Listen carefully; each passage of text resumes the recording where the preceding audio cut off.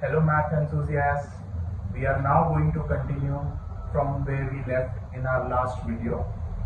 As you know, we are aware that we are proceeding with arithmetic properties, and those arithmetic properties, in that we have these algebraic properties that we would like to know. These properties are very important in order to build our solid mathematical foundations. So let us see which of them are being listed. So the first is commutative property, the second is associative property, the third is distributive properties. So we will look one by one into each of these properties and try and to understand how these properties are useful for us in order to build a solid, not only build a solid mathematical foundation, but also helps us to solve some really complex problems with the use of these properties. So let us proceed with the first property. So the first property is commutative property of addition and multiplication. So as we know that the two major operations that we are supposed to perform is addition and multiplication. So for addition, if we want to apply this property, that is the commutative property, what does this exactly means? So this means that if I have two numbers, let us assume that those numbers are A and B, and we would like to add these two numbers. So those numbers would be A plus B. This is a basic addition operation. So in order that we understand this commutative property, this property tells us that if I have two numbers A and B and would like to add them, which is A plus B, this is equal to B plus A. So here it helps us to understand that the moment we reverse, or we would take the second digit or the second number in the first and the first digit in second, the result does not vary. The result is same. This is the commutative property of addition. One trick to understand this property is to look into the word commute. Commutative is a word that has come from commute. Now commute, a dictionary meaning would be to move in order. So that, keeping that in mind, we can say that although the order has changed, the result remains same. So this is called as the commutative property of addition. Similarly, we have commutative property of multiplication, which states that again we take two numbers, that is A and B, and we would like to multiply them. So A dot B is equal to B dot A. Now an important point to note over here is this dot is not a decimal, it is another way how to write multiplication. So again we have commutative property which states that if we have two numbers A and B and would like to multiply them, then that multiplication order, that is A dot B, is same as B dot A. So the order, although it changes, the result remains the same. This is a very important property of addition and subtraction and multiplication of commutative property. Now there is a very important note that we would like to know. I have only written addition and multiplication, but as we know, we have two more operators, that is subtraction and division. So does this property hold true for them as well? That is the question. But as it turns out, it does not. So a very important note over here is this property holds true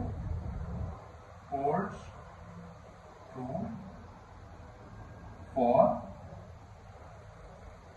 add and multiply only, and I would like to write it in red that it works only. So if I try to have a minus b equals to b minus a, the results will be different. A divided by b equals to b divided by a, the results would be different. So this is a very important point that we need to understand, that commutative property works only when we have to add two numbers or multiply these two numbers. I hope you are now clear how this commutative property works. Now we proceed with the next property, that is the associative property. Let us go.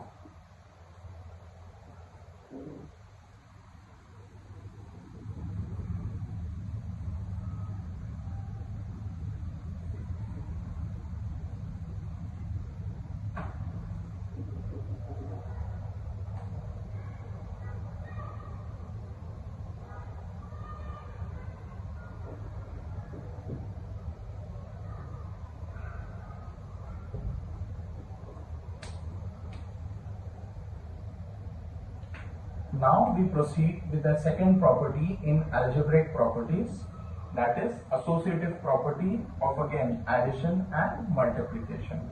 So this property states that first we take it for addition. So it states that if I take any three random numbers, or rather say three integers, let's say a, b and c. So for all these three numbers, it tells us that if I want to add all the three numbers, I need to first group them, because addition is a two-number operation, so I will need to group them. So here I make a grouping of a plus b. This is equal to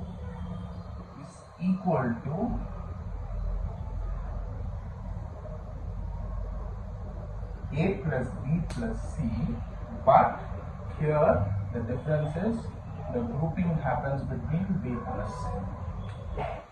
So in order to understand better, what I am trying to say is, if there are three numbers a, b and c, and we would like to add all these three numbers, so in order for proceeding for adding, we take a plus b into one group, add them both, and then the result is added to c. The final result that we achieve is not going to be different if I take b plus c initially as one of my grouping. The result, intermediate result, would be added to a, and that final result will also be same as the previous result. So this gives us a good picture, a good amount, that how the equations or how the numbers can be added when they are three in numbers. Next we proceed with associative property of multiplication. So here too we assume three numbers a, b and c, okay, and we say that if I want to multiply these three numbers, then the grouping again that I have to take is, I take the first two numbers, group them together, multiply them, and then multiply the intermediate result with c. So I will get one result. Now that result is going to be equal to again a into b into c. However, the group here would be b into c. In the similar fashion as addition, in multiplication 2, we have changed the groupings. However, the result remains the same. There is no change in the result whatsoever. So this helps you to understand a basic idea about how we are supposed to add and multiply three numbers, and whichever way we find it little easier, whether we group A plus B or we group B plus C in order to reach the final result, either one works well, and in the similar case of multiplication as well. Now the next question, logic question arises is whether this property is applicable to subtraction or division as well. The answer to this is no. This does not work with the associative property, does not work with division and subtraction. Okay, so this again we have to keep that in mind. This only works with addition and multiplication. So I cannot say A plus minus C when I group this will give me the same result as this. Does not work. This does not work. Okay. So now we proceed with the final property in our class, that is the distributive property.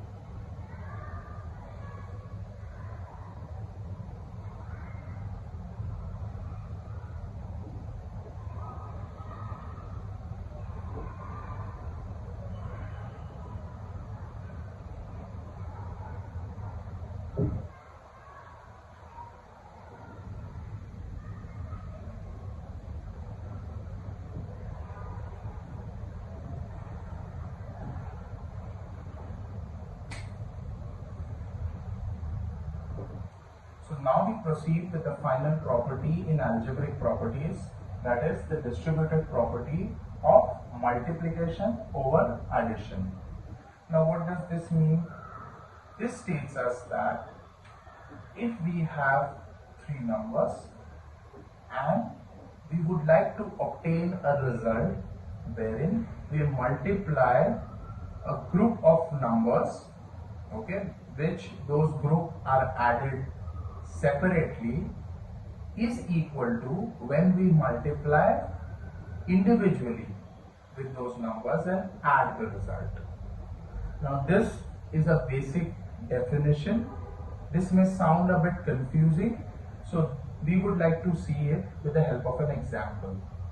So again I take three numbers A, B and C, okay, and let us say I want to determine what is B plus C, the whole multiplied with A. So this result, that is A dot B plus C, if I want to find the result, this is equal to A dot B plus A dot C. So what have we done? So here we have distributed. Basically A is distributed, or as the name suggests, distributed or shared between B and C. Okay, so here we can write A dot B plus A dot C. This is a very important rule while we work with expressions, polynomials. This is a very important rule because sometimes we land up while solving algebraic expressions, we might end up over here, so that we can make it on the left hand side. Similarly, while we end up on left hand side, we can again go into proceed with writing it as right hand side form. So these two are equal. Now a variant of this would be, let's say I have over here subtraction. So again, let us say that I have A multiplied with B, but this time I will write negative sign. Does this work here as well? It turns out yes, it does. So the answer would be A dot B minus A dot C. So here also we see that if there are three numbers and we, instead of adding, we subtract those two numbers and multiply with A, this is going to be equal to A dot B minus A dot C. So again here too A is distributed amongst B and C. Okay. So this would be a variant of this. So here if I want to make a general form of this, so similarly B negative, I can write here plus negative. So these two both are same.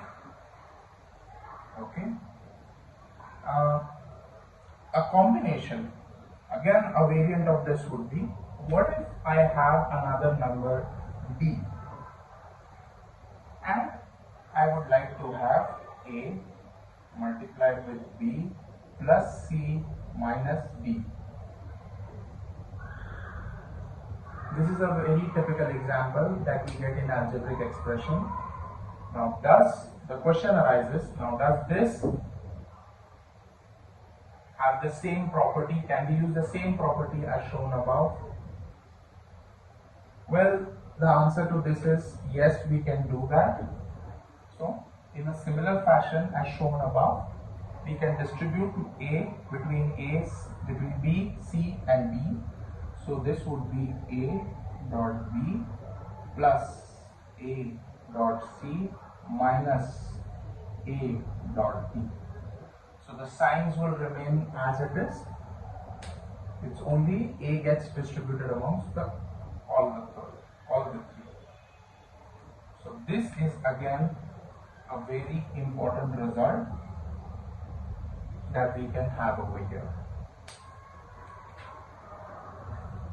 So up till now, whenever I've seen the distributive property, we are using multiplication. That is, the A is always multiplied with some of the other number which is present in the bracket. What if multiplication, instead of multiplication, I have division over here? Can this distributive property hold there as well? Well, it turns out no, it does not hold there. So I, for that matter, cannot write A divided with B plus C is not equal. Remember, this sign is for not equal to. B plus A divided with C. This does not hold true. This is a very important statement, that distributive property works only when you have multiplication between two numbers. The second number would be a combination of addition or subtraction of 2 or 3 or even greater numbers as well. Whereas for division, this property does not hold true.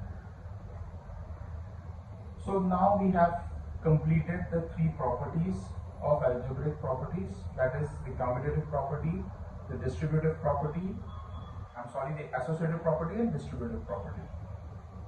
So a quick recap as to how these properties work.